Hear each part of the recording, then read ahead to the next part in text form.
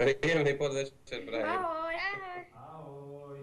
Toto sú 10-ročný Patrik a 6-ročný Viktor v objatí svojho otca. Prežili rok, ktorý označujú za horor. Stalo sa to v Nórsku. Potom, čo ich zo školy zobrala polícia, mesiac svojich rodičov nevideli. Ukázalo sa, že dôvod na odobratie nebol.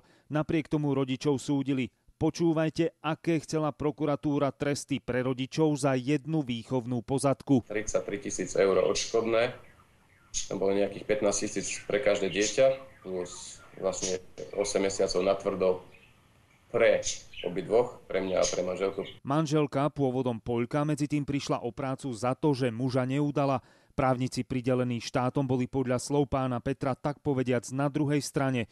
Našli si teda iných, drahších. To podľa neho rozhodlo. Po 3-dňovom pojednávaní sa horor skončil. 18 dní podmienečné, v závese na 2,5 roka a nejakých 1500-1600 eur pokuty. Manželka zostala vlastne zbavená všetkých obvinení. To sú právoplatné tresty za jednu výchovnú pozadku. Napriek tomu je rodina šťastná. Sú spolu a to je hlavné. Zdá sa však, že toto nie je len o jednej pozadku. Slovenská právna expertka na túto problematiku dostala nedávno správu zo Švédska.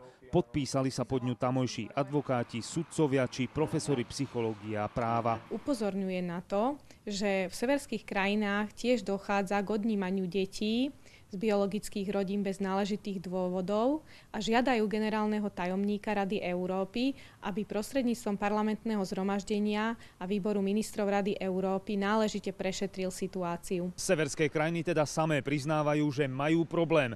Mnohé rodiny tak zo strachu pred SS utekajú do zahraničia. Darius Araxin, televízia JOJ.